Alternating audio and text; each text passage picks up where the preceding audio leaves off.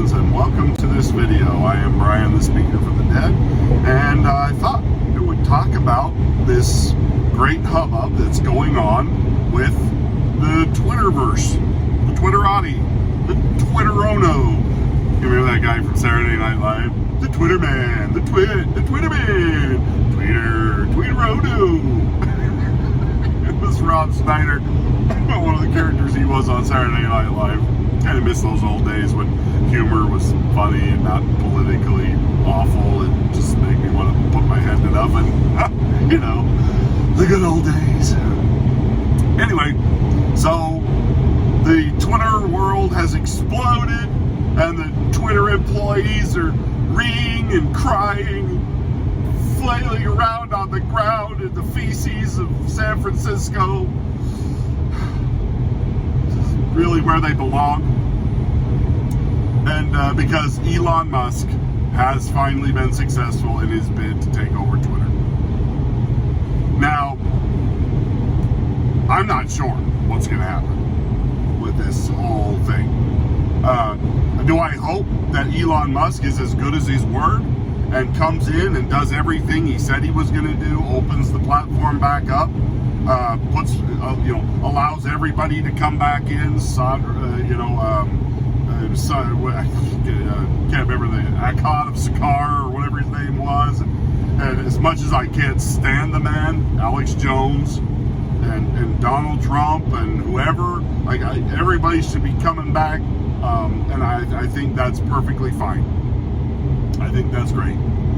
Because I think Elon Musk has the right idea. Those platforms should be open forums. And the only restricted speech that should be restricted on there needs to be even-handedly distributed. Like if you're going to restrict one person for saying something extreme, you've got to restrict everybody for being extreme. When anybody tries to go too far off the deep end and stuff like that. But I don't mind you having restrictions and banning certain people, but you need to have a set standard of rules, and then you need to apply those standards evenly and fairly. That's all I'm interested in. Because I understand that the freedom of speech should have some minor limits on it. I do believe that. I do believe that you don't get to walk into a crowded theater and yell fire and cause harm to other people, because I have freedom of speech. I can say whatever I want. Yeah, right up to the point where you're getting people killed. Then no, not so much. No, sorry. That's where I'm gonna step off the free speech bandwagon, because I think all freedoms have limits. Now I know you'd be like, well, it's not freedom if you have to have limits. No, freedom is only free when it's within structured parameters, and that's like what the Constitution sets up for us to do. And basically, what's the Constitution? If you boil everything down in the Constitution to its basic fundamental principles, it's this: my rights end where your rights begin, and vice versa. Your rights end where my rights begin. You do not have the right to infringe or to hurt, curtail me, or do anything against me that I don't want you to, and the same, and those protections keep our freedoms free from being trodden on by others, and have our freedoms trodden on by others. You have to have reasonable restrictions, because otherwise you don't have freedom, you have anarchy, which is where it's just a free-for-all. Everybody's doing everything they want, regardless of how it affects anybody else, and that's not freedom. That's just tyranny of the individual. Where, yeah, I might be doing everything I want to do because I've completely crushed your rights all around me because I have the ability to do that. That's not freedom. That's just a different kind of, like I said, tyranny of the individual as opposed to a tyranny of a state. So I'm all for freedom of speech and bringing back and having that open back up, because I think it will bring more people to Twitter than will leave Twitter. And I've seen a bunch of really great memes in the last 24 to 48 hours. There's one with Obi-Wan Kenobi on the Millennium Falcon, after the destruction of Alderaan, they simply changed it where it says, I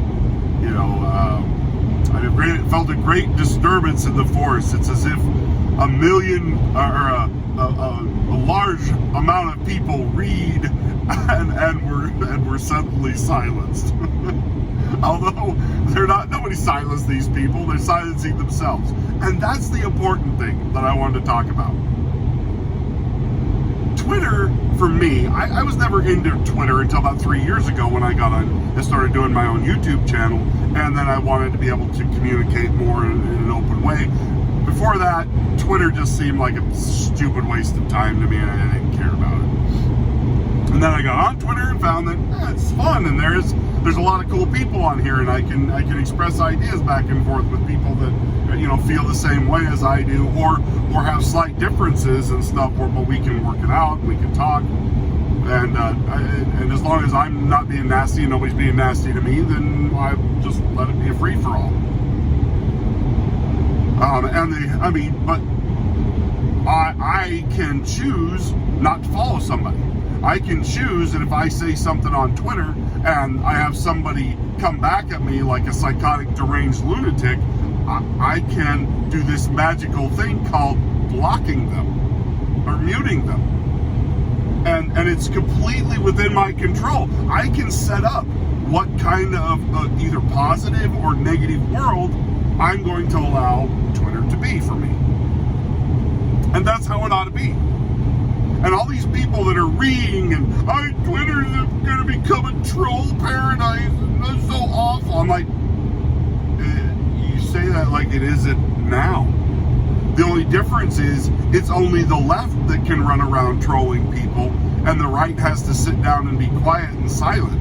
Like, I don't think anybody should have to be silent, but I think I should have the right to not hear people, crazy people. And so if you want to leave Twitter, hey, awesome, great, whatever. Okay, sorry, I'm sorry you're leaving. But at the same time, I just feel like, somebody else put a meme out that was saying, I'm having a real hard time feeling bad that all of the worst human beings in the world have decided to leave Twitter now because there's going to be free speech on there. And I'm just like, that's a perfect way of, I want to feel bad, but I don't. But if you choose to leave, that's so different than what you guys have been promoting, which is to have Twitter silence people you disagree with. And that's always an option for me. If I don't like what's going on Twitter, guess what? I can leave, I can go away, I can mute people or block people who are being harassers or trolls or being stupid or obnoxious. I can create the kind of Twitter world that I want to be involved in by who I let in to the gate. I am the gatekeeper of my own Twitter world. And I don't have to let crazy people in. The only people who seem to hate Twitter and hate everything about Twitter are the people who spend all their time allowing crazy people into their Twitter life. I'll give people a chance, and if you prove to me that you're a lunatic who can't be reasoned with, or at least even have a normal, reasonable, rational discussion, then I just block you and I move on. And you know what? And you know how much that hurts me to not have some crazy person in my life? Not one little bit. Not one little bit. Nope, I won't miss you when you're gone at all. Because I choose to have good things in my life, not bad things. Not crazy people, not deranged people who don't know what gender they are and feel the need to tell me what their pronouns are. It's like, I'm 48 years old, and I figured out how to use pronouns when I was like, in the third grade, I think, is when they really get hot and heavy into might have even been before that, with terms like mom and dad and brother and sister and stuff. I just kind of picked that stuff up naturally. I don't need you to tell me. And if you want to try and tell me that it is something that it isn't, I don't care. I'm not interested. I know, sorry. And I'm not doing it to hurt your feelings. I'm doing it because I'm not going to let you tell me how to talk. And that's what I hope Elon Musk does, is he prevents this new oppression of people telling everybody else how they have to talk. The worst thing that has ever happened to our society in the last 50 years is political correctness. Political correctness is a term that literally comes from the Soviet Union, the socialist and communist governments. That's where that term came from. And we somehow adopted it into our system and started telling people, well, you can't say that. Says who? I can say whatever I want. You don't have to listen, but I can still say whatever I want. And I think Elon Musk gets that. And I hope he does. I hope he's as good as his word and better. I hope he verifies who's a human and who's a bot. I guess I don't have a problem with that. I'll verify that I'm a human being. What test do you need for me to prove that? I mean, if you want to take a blood sample, then no. But I mean, if you want to ask me some questions that only a human being would be able to get right, all right, I'm up for that.